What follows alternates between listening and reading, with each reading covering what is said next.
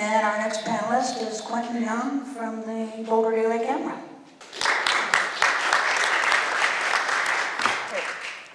Hello, thank you.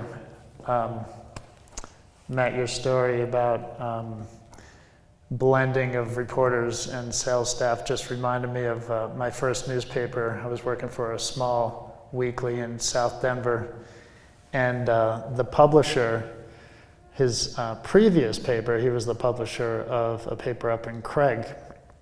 And the story goes that he was also the mayor at the same time. So he would go preside over city council meetings and then drive over to the office and preside over the coverage of the council meetings. You don't want to do that. That's not good. So I'm gonna try to take a broad view of the subject of media and democracy and then kind of localize it to my experience at the Daily Camera, where I'm the opinion page editor. On May 10th, 2017, the foreign minister of Russia, Sergei Lavrov, came to visit Washington, and he met with his American counterpart, then Secretary of State, Rex Tillerson. And before they went into the meeting, they stood in front of some reporters, and one of the reporters asked a question, just kind of shouted it out to both of the officials, and it had to do with James Comey. James Comey, the former director of the FBI, had been fired the day before. And as Tillerson and Lavrov were standing there, Lavrov looked at the reporters and mocked the question and said something like, "Are you kidding? Are you kidding?" And the question was a legitimate question. It was about whether the firing of Comey would cast a shadow over the meetings. So here was Lavrov standing next to his American counterpart in front of American reporters and I'm sure other reporters, mocking the American press in the presence of a high American official, a cabinet member. And I remember watching that from our offices here in Boulder and feeling very troubled by that, because it seemed to mark a turning point in what we experience, what we've been used to experiencing here in America in relation to media and democracy. Traditionally, Americans and American high officials will have disagreements, but when it comes to facing, in this case, a foreign adversary, we're all Americans. We all value the Constitution. We all stick up for the free press. And this did not happen in that case. And in fact, the opposite happened. And of course, Tillerson, during his time, was known for shunning the press, not taking press on his foreign travels, and that those kinds of habits we see repeated in other branches of the federal government. So I think we live in perilous times right now when it comes to media and democracy. Both media and democracy require the people who populate positions of power in government and of responsibility in media. They require those people to behave honestly and in good faith. The Constitution calls out the free press, and it creates all kinds of positions in our government, and it might mandate or require freedom of the press, but there's nowhere in the Constitution that requires good faith. It relies on the people who will hold those positions and do those jobs to act responsibly and with professionalism and honor. And in too many cases in America, that is not happening. It's not happening in the federal government, and it's not happening too often in the media. Some weeks ago, Jane Mayer in The New Yorker had a piece that laid out in hair-raising detail the connections between Fox News and the federal government. And the level of cooperation and the interchange of actual personalities and people and officials between what is called a news organization and the government really rises to the level that there's not much of a separation. You have Bill Shine coming over from Fox and becoming the communications director in the White House, and there's all kinds of examples of that. You have Sean Hannity and other Fox News personalities jumping on stage at Trump rallies. I had a conversation with Stephen Hayward, who I think it was in 2013, became the first, held the position of the professorship here of conservative thought.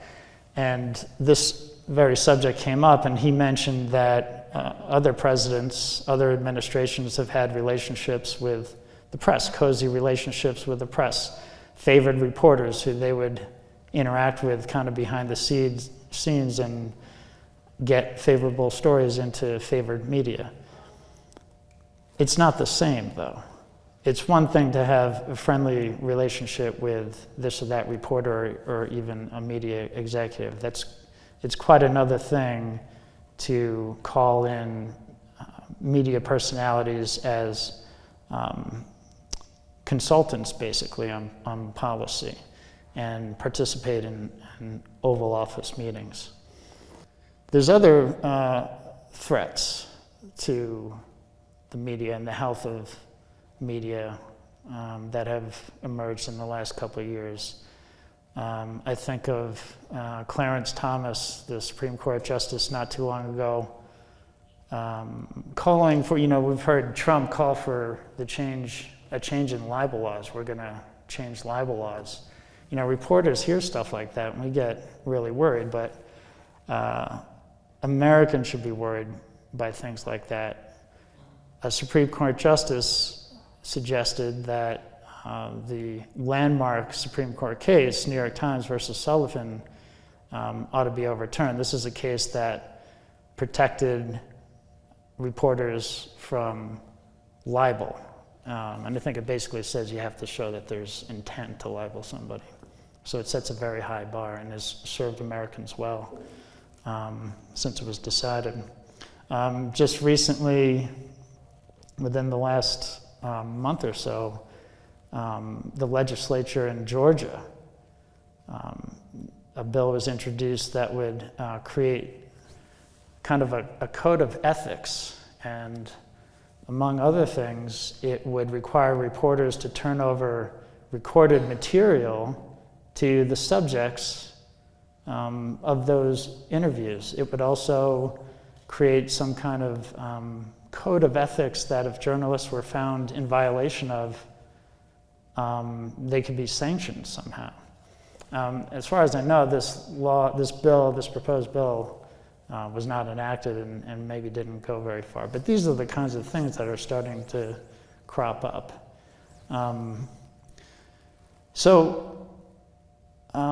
I first started working in journalism in the late 90s, right at about the time, it felt like to me, when things really started to change.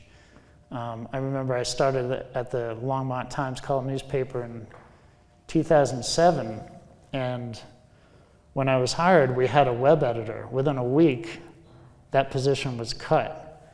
And you might know that the Longmont Times column now is part of the digital first media glorious empire of newspapers across the country, as is the Boulder Daily Camera. and the Denver Post. And this is in 2007. Since then, year after year, I've watched positions get stripped from the Times Call, from the Daily Camera, and other newspapers across the country. And I will tell you from the inside, you're getting less coverage, it's less thorough, fewer things are getting covered, less city council meetings, less court cases are being covered. The journalists on the inside that I work with are professional and talented people and do the best job they can with what they have. But I mean, I'm sure I don't have to tell you, the coverage has suffered. And at the same time, as this is happening, and of course it's related, the rise of the internet and social media has taken up some of the slack. And I think that's both a good thing and a bad thing. But well, let me just say something about censorship, because this is on the description of this panel. When I saw that, I thought maybe you might have been thinking of net neutrality or Facebook tweaking algorithms, but censorship in terms of consolidation and the effect that consolidation might have on newspapers. I will tell you that in, say, legacy outlets such as the Daily Camera, the Denver Post, no matter what's going on with our owners up top, I say again, the journalists are doing a good job. They can be trusted. We never hear from our owners who, believe me, we have thoughts about them. We do our jobs. We do journalism for our readers. We're constantly thinking about our readers. We're constantly thinking about the fact that our name is on our story, and we want to do right by our customers and our readers.